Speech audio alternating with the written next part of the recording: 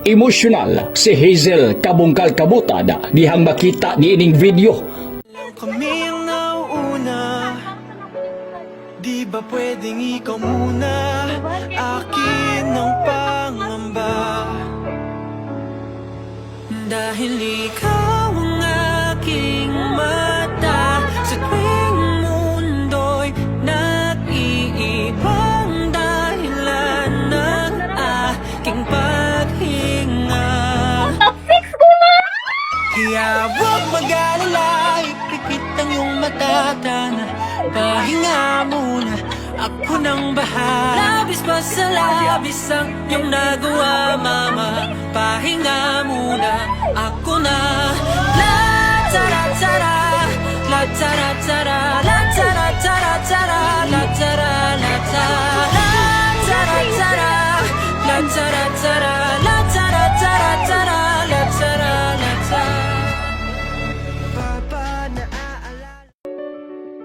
Mao kini ang higayon dihang gilantaw ni Hazel sa iyang laptop ang resulta sa licensure examination for professional teachers 2023. Wala makapugong si Hazel nga makatulo ang iyahang mga luha dihang nakumpirma nga lakip siya sa mga board passers niadtong adlaw. Dili lamang siya basta mipasar apan nag top 6 sa Mount Teachers Board. Kauban pa ni Hazel niadtong higayuna ang iyahang ginikanan og dungan nga nasuta ang maayong balita. Niining tungura duha na ka maestra diha sa ilang pamilya ang ilang kabagulangan og karon ang kamanghura na sabba nga si Hazel. Sa elementarya pa lamang si Hazel nagningning na gayud ang abilidad nini sa klase. Gani may graduate pa si Hazel sa elementarya isip valedictorian sa Natumulan Elementary School sa lungsod sa Taguluan. Nagtuloy-tuloy na ang pag-arangkada ni Hazel sa pag-eskwela din sa junior high school first honorable mention o sa senior high school with high honor dihang nagtungha sa Cagayan de Oro College FINMA Education Network. Tungod sa gipakitang abilidad ni Hazel sa academics, daghang oportunidad pinaagi sa scholarship ang nagbukas sa alang kaniya. Gipili ni Hazel ang Xavier University Ateneo de Cagayan diin mao kini ang tunghaan nga usa sa iyang gipangandoy sukad pa kaniadto diin siya magkolehiyo. Nahukman ni Hazel nga i-waive o buy-an ang academics scholarship ug maoy pilion ang city scholarship. Sa city scholarship gawas nga libre ang tanang tuition ug uban pang mga bayronon sa eskwelahan. May badawat usab nga allowance ang mga beneficiaries nini. Diin usa sa mga beneficiaryo mao si Hazel. Dako ang tabang sa scholarship kang Hazel. Ilabi na nga retired company driver na ang iyahang amahan samtang ang iyahang inahan ana lamang sa balay. Wala usab sayangin Hazel ang scholarship nga gihatag kaniya gumikan kay graduate siya sa kurso nga Bachelor of Secondary Education Major in General Science isip magna cum laude. Wala na nakurat ang amahan ni Hazel sa nasakmit nini nga kalampusan kay gumikan sukad pa man kaniadto. Nakita naman ang abilidad niya apan ang mama ni Hazel ang walay pukas nga nagampo og kaluoy sa Ginoo. Gidungog gayod sa atong labang makagagahom dihang natinuod nga sa kadaghan sa nag-exam nag top 6 pa ang ilahang anak. Si Papa, siya sa akuan na kay confident pa rin si Papa sa siya, wala na daw siya na-amaze kay wala daw siya, kabalo na daw gid siya daan. Pero si Mama, nagit siya nga na-amaze gid daw siya kay siya nagaampuhay gid siya sa Ginoo nga musulod ko sa bisag top 10, musulod gid ko sa 10. And nagilakag gyud sila sa atong Friday pagka balo na mo sa result ako magpapa.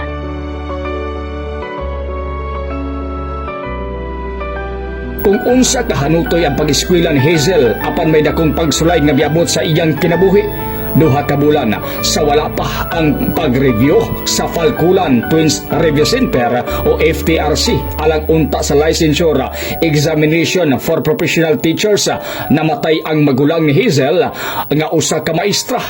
Sir, ako ang emotional nga health sir kay 2 months before ko nag-review and before I left Cagayan kay namatay akong sister. Ako ang first nga teacher sa among family. Actually ako ang second. Mo nang waga review ko, dagan kay ko breakdown sir, baka layo ko sa akong family.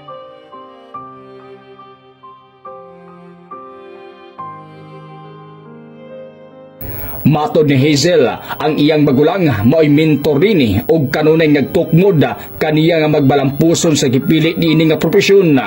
Human miguwa ang resulta sa board exam, timing usab nga birthday sa iyang manang busa ila kining gibisita sa sementeryo ug gipaabot ang maayong balita. And actually karon birthday sa akong sister and nag-visit mi dadto karon ako ingon sa iya nga top 6 ko nang I did it kaya before siya nawala sir mo niya mong gihisgutan mo gid ni ang last na mo nga topic ano ko sa iya manang kay manang eldest na mo manang gusto ko mag-top sa board and iya gid kong gina always push ba nga siya man akong mentor gamay pa ko iya kong ginatuluan hantud nga nagdako ko man nag-teacher gihapon ko para pareha sa iya ana siya you can do it go in ana siya sa ako.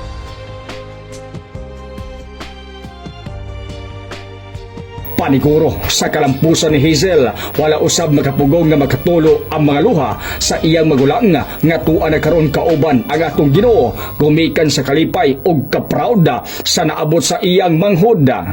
Gumikan lagi kay garbo man si Hazel sa gobyerno sa Cagayan de Oro daling nakikita kaniya si former Cagayan de Oro City Mayor Oscar Moreno para sa pagpaabot sa panimbaya.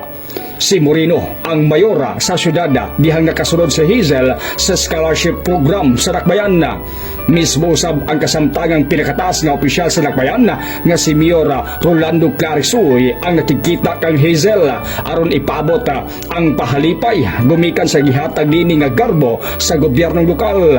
Agig pagtuman sa saad ni Hazel nga kung mag-top siya sa teachers board busa mag-mission siya kapin sa tuig gumikan kay miyembro man sab siya sa The Church of Jesus Christ of Latter-day Saints. Kanang karon sir ang akong focus is mag-mission ko sir actually member ko sa The Church of Jesus Christ of Latter-day Saints and mag-serve ko gusto ko mag-apply puhon mahimong missionary gyapon sir and to preach the word of God kay ano ako kini siyang gi-promise sa Ginoo kay iyang gihatag sa ako ang request nga mag-top sa board. So kana lang sa sir then after siguro 1.5 years then pwede na din ko mag-apply for work dahil.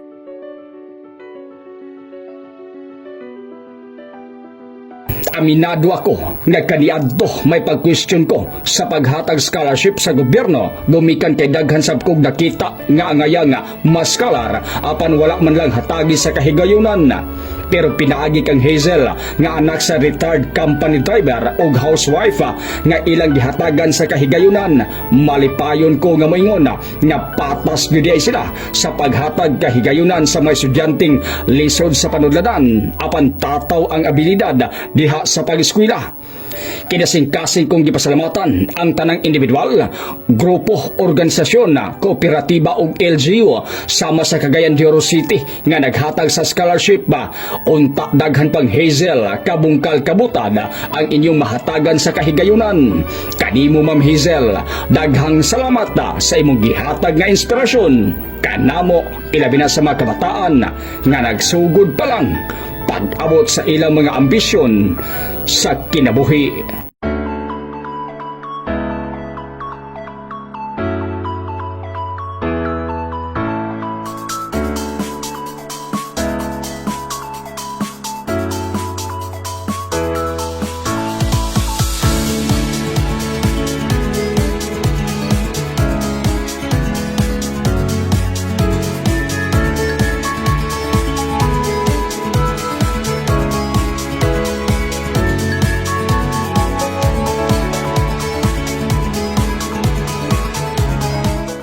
Sa kanunay, kita nagtuo ang pag-asenso ni Mahigala. Pag-asenso sada sa atong nasod. Buot sabton nga kung tabangan nimo ang imong kaugalingon nga moasenso. Sa malamang nga mitabang ka nga moasenso ang Pilipinas.